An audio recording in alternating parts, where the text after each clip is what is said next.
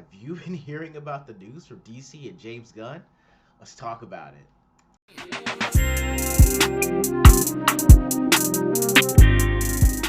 Welcome, everyone. It is I, the Dumble, whose door is always open. Gandalf, if he never had to be gray. Captain of the ship, Geordie LaForge. And Mr. Terrific because he still believes in fair play. I am Left Eye E.G.O. What's going on, everyone? And I am joined by the Exhibitor. Good sir, how are we doing? I am good. Ready. Thanks for having me again. I got No a better mic problem. this time. Way better. I'm liking the headphone with the direct input on the audio. Yo, I like that hoodie. That's a nice hoodie, Yeah, sir. thanks. I forget who sent it to me, but yeah. It must have been Santa. Must have I been think it was Santa. Santa. Santa It brought it was. in, and I It was like, oh, was. this is pretty cool. Yeah. A man is Heroes, repping no his. capes. Yes. So we got Yeah. a rep on the East Coast guys now. I like it. You trolling me with that hat, sir? Why are you doing this right Of now? course I am. You know that.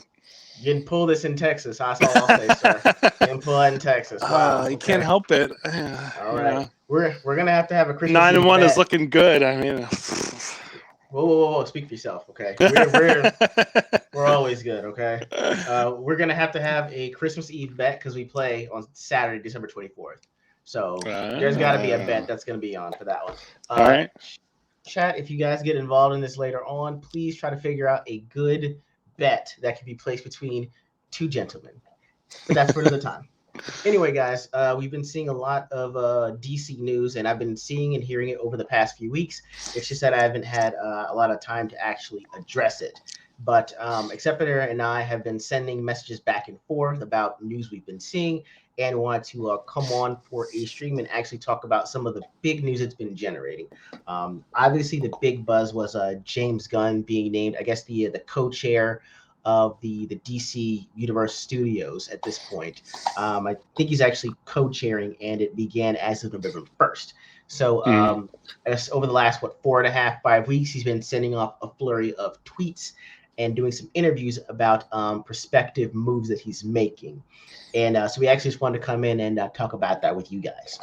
All right, so the way that we're actually going to do this stream is we're going to take this like it's like medicine. All right, DC has for a long time been in need of some good medicine, right? And yes, so, indeed. Oh yeah. Along with taking medicine, there are the expected benefits and there are some possible side effects. So the way we're going to do this is we're going to present the information to you, the headline from the articles, and we're going to consider it and saying, hey, what are some of the benefits from this news? And then we're going to talk about the potential side effects. But first, you will be getting our initial thoughts before we go into those two of the latter parts.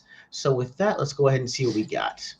All right, so this one's from Collider, and it says that James Gunn confirms DCEU will be connected across film, television, and animation moving forward. Let's dig right in. All right, we're getting into it. All right, James Gunn brought a completely different energy to the DCEU with 2021's The Suicide Squad and its subsequent spin-off series Peacemaker, both of which received high praise from fans and critics alike. This is why many were excited when Gunn was announced as the new co-chairman and CEO of DC Studios, along with Peter Safran. While we still wait to really see how the new DCEU will take shape under the recently appointed leadership, Gunn has provided some insight into the direction that he will be taking the interconnected universe, saying in a tweet that the DCEU going forward will have connections across film, TV, and animation. Gunn was replying to a fan asking if the new leadership is planning to give more DC character TV shows that'll add to the story for the DCEU. Gunn replied saying, most definitely, specifically saying that the DCU will be connected across film and TV and in animation. Beneath this tweet from Gunn, fans also voiced some follow-up questions, with one asking for confirmation if upcoming animated DC films will be included in the DCEU canon, while other asked if there will be standalone series and movies such as Harley Quinn. Gunn replied to both by saying some will be included in canon and others will be standalone. I'm going to skip down to here, and it says that Gunn and Safran were named the heads of DC Studios back in October and officially began at their new positions at the start of this month on November 1st. The duo will Yeah. head up the DC adaptations and will be responsible for developing a 10-year plan for the franchise. While in their new positions, Gunn did also confirm that he will continue to write and direct select DC projects in the future, with Gunn already working on the second season of Peacemaker and another spinoff focused on Viola Davis, Amanda Waller. Right. Why? Well, actually, I might like his thinking on this one. You know what? I actually Possibly. did a lot of the reading on there. So, Exhibitor, give me your initial thoughts from what you've seen. So initial thoughts, I was definitely not happy with the news. So I mean, Okay, I can go into my benefits if you want me to.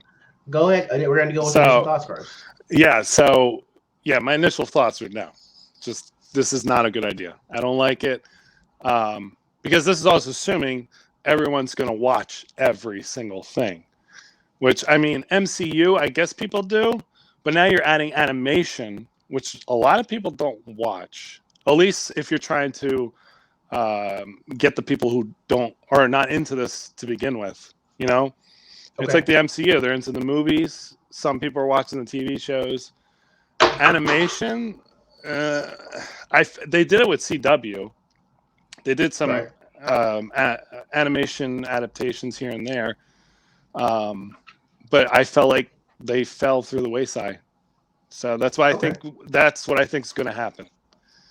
Okay. Um, benefit wise, I think it's kind of like the comics. You know, Okay. it'll be nice to have everything connecting. You have the universe established. Um, you know, that's the thing. It's hard to do. In comics, it's easier. I feel like to do standalone stuff. Don't ask me how. I just feel like it does. um, with TV shows, movies, and everything, if you're trying to establish this connected world, you have to have everyone show up at one point, especially That's the fair. Justice League. It's like with Peacemaker, how they ended it. You're telling me this Mm-hmm. big ass explosion, it wouldn't attract the Justice League, which they showed. I Mm-hmm. appreciate that, but then you have to do it for everything. Everything Okay. has to be connected, Okay. right? I It mean, it would lend itself towards that line of thinking. yeah, Actually. Okay. All right. So for me, initial thoughts were this: DC for the last 6.5 years is kind of running the whole thing of no news is good news, right? They really got under with not really having to say anything about Aquaman, and then they just wind up showing up, and then boom, it winds up being a hit. I yeah, think they tried learning from Batman v Superman, Man of Steel, with trying to say, hey, if we keep putting out news, it's going to be deemed negative because fans are on the Marvel train, right? hmm, And so now they're thinking, you know what? We need to make news and we need to make big news. And what bigger yes, news is there to do than to get the man that was single handedly responsible for turning an abstract group of heroes from Guardians of the Galaxy into a three yeah, quarter of yeah. $1 billion movie, right? He did it So it's with Suicide Squad too. So right, right. And so it's like, well, hey, so he works cross genres. This isn't a yeah, Joss Whedon effect where true. he makes two of the same types of movies and it winds up being doesn't really end up translating well when you go from Marvel to DC. Yeah, He has actually gone from Marvel DC and has actually turned around the product imagery, right? This move is very similar to when they were able to get Jason Momoa to be Aquaman before Marvel Studios could approach him with Namor. It's the yeah, classic I stole your guy or I stole your girl, right? yeah, yeah. And so that's what they've been operating under. It's like, hey, now we've been doing the whole no news is good news for way too long. Now we're making big splashes, we're making a lot of noise, and we're making a lot of news out of I this. mean, it's the perfect time too because Right, Marvel's not doing well, right. And Guardians of the Galaxy Volume 3 trailer just dropped not too long ago, which and doesn't look everyone's bad. wrapped. It doesn't look bad, right? I'll So give him it's that. right. And so you're thinking if this is how well you did with one movie series that you got three movies out of, imagine what you can do over 10 years for an entire studios, right? So I Which, actually like yeah, that. and I'll give James Gunn credit too. I mean, he'll take Right. obscure characters and Yeah. make them He huge. So, and no other comic book company has as many obscure characters that aren't in use than DC Comics right now, right? yeah, oh yeah, So, I mean, so if I'm taking my medicine on this, my benefits are saying that, finally DC has some solid direction. We're not trying yep, to say that we're depending on this director to talk to this producer to get this particular actor to talk with these comic book artists to line this all up. It's not going to be that, what's the word I'm looking for? That loose. It's everything is going to be like a tightly run ship, and it's going to go through one cook in the kitchen, and that's all it's got to do, right? well, it's two cooks technically, but yes. Well, Co-cooks, it's a co-chef, chef co-chefs. and a sous chef. Yes, chef. Oh, Jesus Christ, you and your this man wants to pretty much wants to run a restaurant. What his dad? Your dad worked in a restaurant, right? Yeah, my dad's been in the restaurant business for Yeah, years. Papa Yeah, Accipiter and has I been in did. the Yeah, restaurant business. Yeah. Okay. So Accipiter here is all about the actual food terms. I need to use them correctly. I'm standing in the presence of greatness. oh Okay. sure. Don't roast me, Gordon Ramsay. All right. Jesus. Yeah, yeah. Anyway, so one of the other added benefits is that you get to draw a lighter tone from the characters, and when you want to go dark, you can actually have better avatars of that. You're Yeah, not depending on the large input you had from the Earth One books that came out a few years ago to influence the tone of the Trinity, like your Batman, Wonder Woman, and your Superman. true. You're actually drawing on the actual characteristics of the comics based on your silver, golden age, 70s, 80s, even to the 90s. You can take those tones instead of having to take the character and then flip them dark, right? Yeah, yeah. Um, I agree with and that. plus James Gunn, he's an actual comic book fan. Yeah, He and you can tell with actually, Suicide Squad. I mean, those right, were obscure characters. right. I didn't even know half of them, honestly. Right. So, Right. He made it. It made it hilarious. He made it fun. He got oh yeah. great actors to want to buy into the characters. I mean, who would have thought he got Sylvester Stallone to just say shark for I 2 hours? know. Who else but Yeah, James Gunn could really. do that, right? He's like, I got Seriously. Vin Diesel to say Groot, and All right, Sylvester Stallone to say Groot. shark. Yeah. Right. And you would actually sign up Shark. to be King Shark is a shark. right. you know he gets actors that actually want to play these obscure roles, and they actually have fun with it. So that's something Yeah. to be said about that kind of direction that you can give. And, I definitely think it's going to boost the box office because, again, Guardians of the Galaxy, I think he did $737 million, somewhere in that range. And that was, the debut of it. That was them trying to go into space. That was them introducing aliens that, Yeah. actually went out to sea instead of bringing aliens as an invasion of Earth. So taking that brand new concept and mixing action, comedy, and outer space while giving it a Farscape vibe was phenomenal, right? Yes, I agree with that. Yeah. Right. So now again, with medications, we're thinking possible side effects.